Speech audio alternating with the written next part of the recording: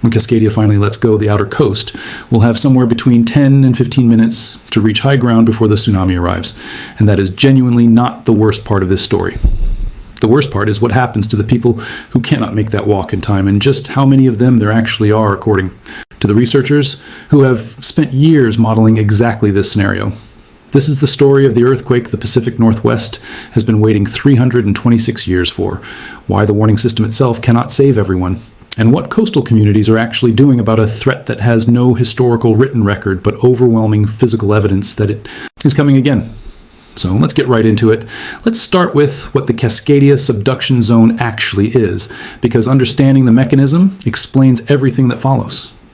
Off the coast of the Pacific Northwest, running from Northern California up through Oregon and Washington and into British Columbia, the Juan de Fuca, Explorer, and Gorda tectonic plates are slowly subducting underneath the much larger North American plate. This is not a fault where two plates slide past each other horizontally like the San Andreas. This is a subduction zone, meaning one plate is being forced directly underneath another, and that kind of boundary is capable of producing what scientists call great earthquakes, the same category of event that struck off Indonesia in 2004 and off Japan in 2011, both of which triggered catastrophic tsunamis that killed hundreds of thousands of people combined. For decades, scientists actually underestimated this threat entirely. Before the mid-1980s, the tsunami hazard facing the Pacific Northwest coast was believed to come only from distant sources, meaning earthquakes happening somewhere else across the Pacific that would take hours to send a wave to Oregon or Washington, giving plenty of time for warning and evacuation. Local tsunamis generated by a Cascadia rupture itself were considered essentially a non-issue, largely because there were no written historical records of such an event ever happening in this region. That assumption turned out to be completely wrong, and the evidence that finally proved it wrong is honestly one of the more remarkable detective stories in modern geology. Japanese historical records document what researchers now call an orphan tsunami, a wave that struck the coast of Japan in the year 1700 with no accompanying earthquake felt locally to explain it. For over a century, nobody could explain where that wave had come from. Eventually, scientists connected it to geological evidence found along the Pacific Northwest coast itself, including ghost forests of dead cedar trees that had been suddenly drowned in salt water and buried sand layers left behind by a massive local tsunami. Piecing that evidence together with the Japanese records allowed researchers to pinpoint the exact date. On January 26, 1700, a massive Cascadia earthquake ruptured the entire margin, sent a tsunami racing across the Pacific. And the record of that wave survived only in Japan because nobody was writing down history along the Pacific Northwest coast at the time.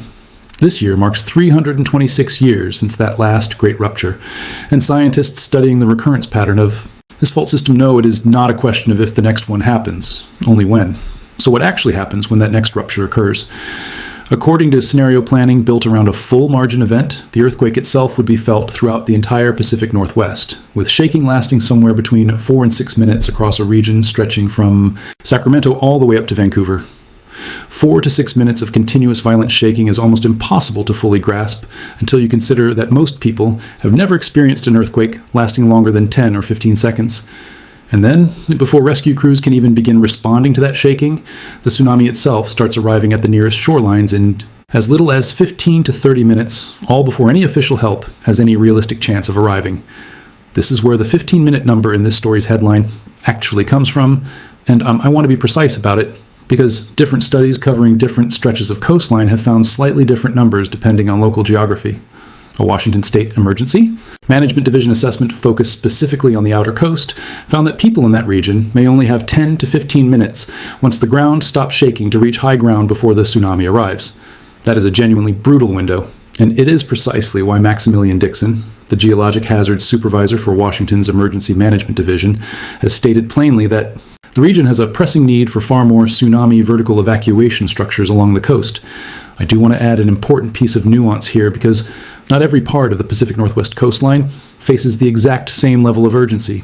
That same Washington assessment specifically noted that Puget Sound was not included in this particular evacuation study because in a Cascadia Subduction Zone earthquake, research has shown that residents around Puget Sound would actually have at least an hour or more to reach high ground before the first tsunami wave arrives there.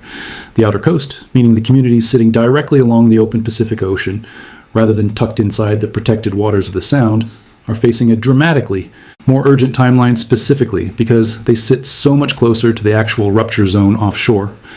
Now let's talk about why 15 minutes is genuinely not the worst part of this story. Because the actual worst part is what the current infrastructure and evacuation preparedness data suggests will happen to the people who cannot make that walk in time. Right now, today, in the entire state of Washington, there are only 2 tsunami vertical evacuation structures actually built along the coast. One at Ocosta Elementary School near Westport, and a second currently under construction at Shoalwater Bay near Tokeland. 2 structures for an entire coastline where studies have identified the exact number of people living within 15 to 25 minutes walking, distance of natural high ground, and found that number falls dramatically short of everyone actually at risk. A vertical evacuation structure, for anyone unfamiliar with the concept, is essentially a purpose-built elevated refuge. Sometimes a reinforced tower, sometimes a berm, sometimes a strengthened section of an existing building, like a school gymnasium, specifically engineered to withstand both the earthquake shaking itself and the subsequent tsunami wave, giving people in flat coastal terrain somewhere to climb to when there simply is no natural hill close enough to reach on foot within the 15-minute window. In regions where natural high ground is too far away to reach in time, these structures are widely recognized as one of the most effective tools available for shortening evacuation distances and turning what would otherwise be an impossible walk into a survivable outcome. Let's look at what the actual casualty modeling shows, because this is where the phrase staggering starts showing up directly in the research itself. A recent study modeling Cascadia Tsunami impacts along the Long Beach Peninsula in Washington used what researchers considered a reasonable worst-case scenario, a magnitude 9 earthquake striking at 2 in the morning on a midsummer weekend, specifically chosen because that timing represents peak vulnerability, with people asleep at home, tourists filling vacation rentals and campgrounds, and darkness making evacuation even more difficult than it already would be during daylight hours. Emergency management officials reviewing this kind of modeling have described the resulting projected casualties in that scenario as staggering. Similar modeling conducted for coastal British Columbia paints an equally sobering picture. A recent study focused on Tofino, a well-known coastal community on Vancouver Island, modeled one severe earthquake and tsunami scenario and estimated hundreds of potential fatalities, with an upper tail figure reaching as high as 760s. 8 deaths in that particular community alone. The researcher behind that study was careful to caution that this number should not be read as the expected outcome of every possible Cascadia scenario, but he also stressed that it should absolutely still be taken seriously by anyone responsible for planning that community's emergency response. Oregon's own State Geological Survey has published similarly grim estimates specifically built around that same nighttime 2 in the morning scenario, precisely because that is when the largest share of the coastal population is likely to actually be present in vulnerable locations, like homes, hotels, vacation rentals, and campgrounds, rather than spread out during a typical workday. These estimates represent some of the most current official projections available for injuries and fatalities across the entire Oregon coastline in the event of a full Cascadia rupture and tsunami. So why, given 15 minutes and all of this known risk, would the casualty numbers still come out this high? This is genuinely the most important part of the story because it is not just about physical distance to high ground. Research surveying actual coastal residents about their tsunami evacuation expectations has uncovered some deeply concerning gaps between what people believe will happen and what will actually happen in real time. A local Cascadia tsunami has such a rapid onset, arriving in as little as 15 minutes, that the primary social warning systems, meaning official alerts sent through sirens, phones, or emergency broadcasts, simply will not be able to reach everyone in time. That means the earthquake shaking itself has to function as the actual warning signal. And residents need to understand and act on that connection immediately without waiting for an official alert that may never arrive before the wave does. But the same survey data found that many residents expect to engage in time-consuming preparation activities before they actually start evacuating. Things like gathering belongings, finding pets, or confirming the threat through official channels before committing to leave. Every one of those steps eats directly into a window that was already brutally short to begin with.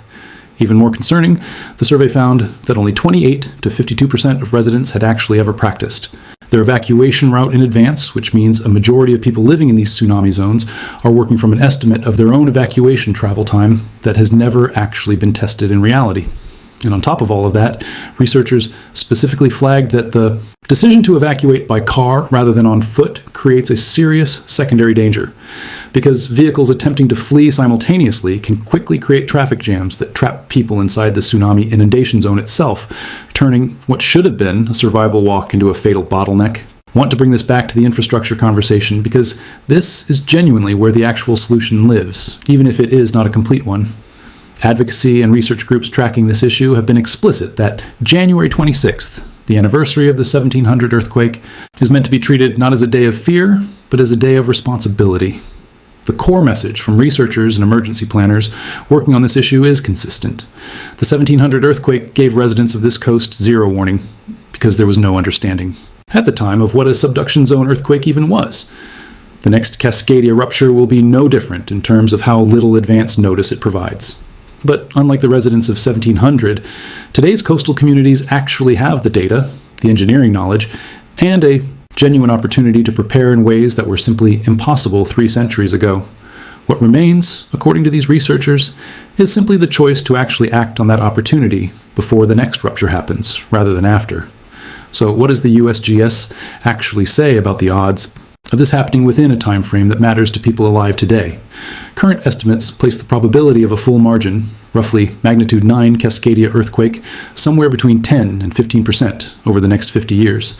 That might sound low enough to dismiss, but research specifically focused on the fault's southern section, running along the Oregon and Northern California coast, has found that this segment produces additional magnitude 8 earthquakes considerably more frequently than the full margin events do, which raises the overall odds of experiencing some kind of great Cascadia earthquake within the next 50 years considerably higher than the headline full rupture number alone would suggest. Separate analysis, focused specifically on Washington state, has placed the chances of experiencing a Cascadia earthquake and resulting tsunami somewhere between 10 and 30% over that same 50-year window. So what should you actually do with all of this if you live anywhere along this coastline, from Northern California up through Oregon and Washington and into coastal British Columbia? First, and this is genuinely the single most important piece of advice in this entire story, if you feel strong or prolonged earthquake shaking while anywhere near the coast, treat that shaking itself as your tsunami warning. Do not wait for a siren, a phone alert, or official confirmation, because the entire body of research on this threat confirms that those official channels may simply not reach you in time. Second, actually walk your evacuation route in advance on foot, so you have a real tested sense of how long it genuinely takes, rather than an estimate you have never verified, given that the majority of surveyed residents have never done this. Third, know whether there is a vertical evacuation structure near wherever you spend the most time along the coast, whether that is home, work, or a vacation rental, since natural high ground may simply be too far away in a genuine 15-minute window. And fourth, plan to evacuate on foot rather than by car whenever humanly possible, since the research is explicit that vehicle evacuation attempts risk creating the exact kind of traffic jam that traps people inside the inundation zone. Zooming out, I think the real story here is not really about the 15-minute number itself, dramatic as that number genuinely is. The real story is about the gap between what the science has already figured out, meaning we know almost exactly how fast this tsunami will arrive, and roughly how severe the resulting casualties could be under a realistic worst-case scenario, and what has actually been built and practiced on the ground to close that gap. 2 vertical evacuation structures across an entire state's outer coast, and evacuation routes that most residents have never physically walked, represents a genuine mismatch between the scale of a well-understood threat and the current scale of preparedness meeting it. I will be keeping an eye on how this preparedness effort continues developing along the coast, particularly as more vertical evacuation structures move from proposal to actual construction, because closing that gap is explicitly described by researchers as a matter of choice rather than a matter of unsolved science. If new structures get funded or new modeling comes out for additional coastal communities, I will break down exactly what it means for anyone living along this stretch of coastline. If this breakdown helped you understand why 15 minutes is only the beginning of this story rather than the whole story, go ahead and subscribe so you catch the next update as this research and this infrastructure effort continues moving forward. Drop a comment and let me know if you live anywhere along the Cascadia coastline, because I would genuinely like to hear whether you have ever actually walked your own evacuation route. And if you know someone living, working, or vacationing anywhere along the Oregon, Washington, or Vancouver Island coast, send this their way, because knowing to treat the shaking itself as the warning is exactly the kind of information that saves lives when there's no time left for anything else. Thank you all so much for watching. Stay coast aware, and I will see you in the next update.